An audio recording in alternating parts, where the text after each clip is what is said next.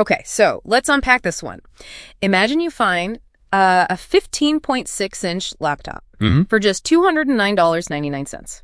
And get this, it boasts 12 gigabytes of RAM. Wow, 12 gigs for that price. Sounds incredible. But my first thought was definitely, wow.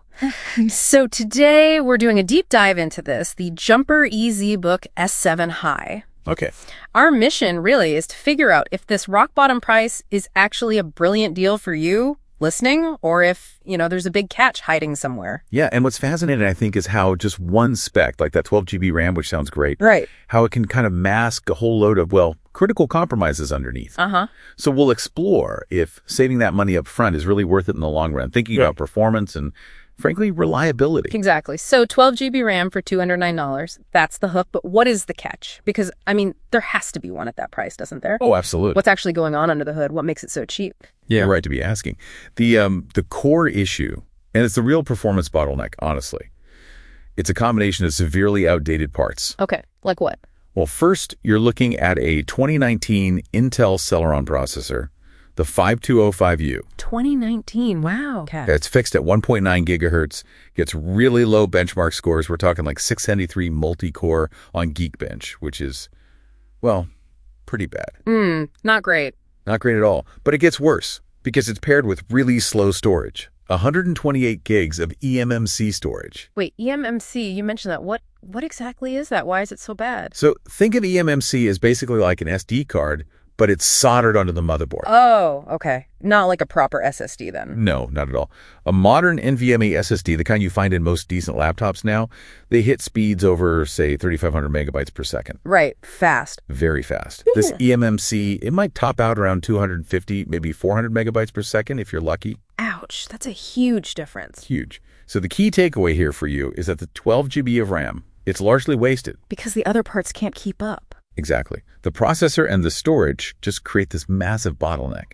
So the practical impact for you using it, it means constant lag, frustrating stutters, things freezing up. Even just doing basic stuff like browsing. Yeah, even basic multitasking, it just struggles. Okay, so painfully slow. Got it.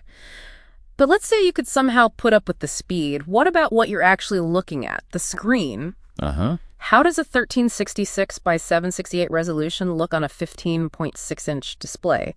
That sounds kind of rough. It is rough. And this is a really big drawback, because you can't upgrade it. It's permanent. Right.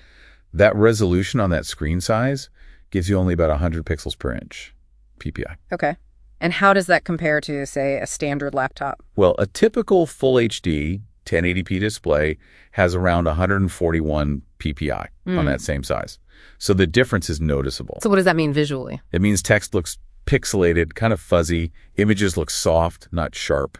Your workspace feels cramped because things have to be bigger to be readable. And if you watch videos, the content has to be downscaled, so you lose quality there too.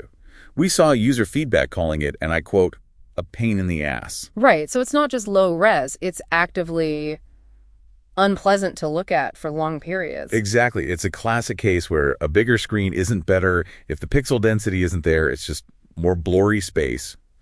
A key thing for you to remember when looking at any budget screen. Okay, so performance is bad, the screen is bad. What about the battery and the brand itself, Jumper? Are they reliable?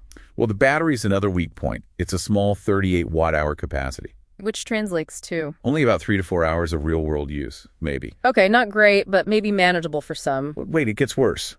The more critical issue is that there are just widespread user reports of really rapid battery degradation, like failing prematurely. Failing how? We found examples of people saying their batteries couldn't survive 5 seconds without the charger after only about a year of use. Wow. So it basically becomes a desktop computer really quickly, not much of a laptop anymore. Pretty much, yeah. Imagine trying to rely on it and poof, it dies unless it's plugged in.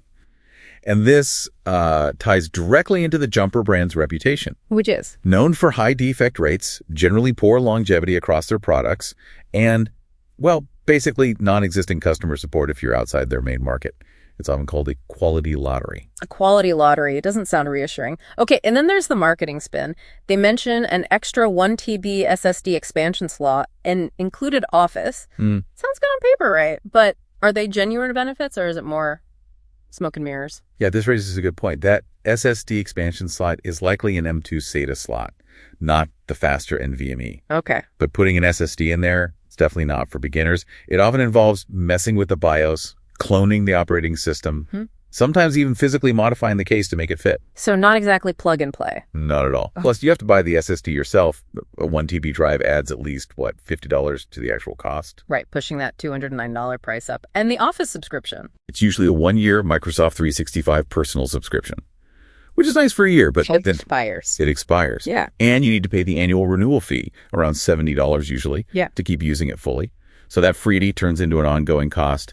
Makes you think about those bundled extras, doesn't it? It really does. Yeah. Okay, so pulling this all together then. Slow performance, bad screen, questionable battery and brand, hidden costs.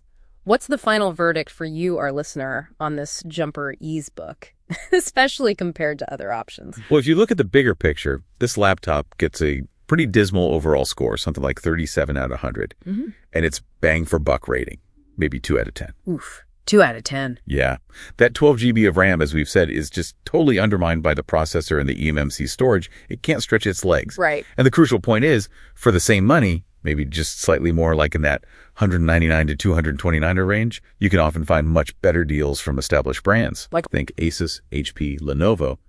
They frequently offer laptops in that bracket with full HD displays, actual SSDs, maybe not huge ones, but real SSDs, and more modern capable processors, newer Celerons, Pentiums, sometimes even a Core i3. So significantly better value overall. Significantly better value, better user experience, and likely much better reliability and support. So ultimately for you listening, it seems the Jumper EZbook S7-Hi, despite that tempting initial price, it just isn't worth it, is it? The chance of getting a frustrating experience and a product that doesn't last long seems really high. Exactly. It feels like one of those cases where the upfront savings are just completely wiped out by the hidden costs, the poor usability, and the very real risk. It just becomes, well, an e-waste pretty quickly. It really does. And maybe this raises a bigger question for you to think about. When you're shopping for tech, what does value truly mean? Is it just the lowest possible price tag? Or is it finding something that actually works reliably, meets your needs, and, actually lasts a reasonable amount of time? Precisely. Something to consider next time you see a deal that looks almost too good to be true.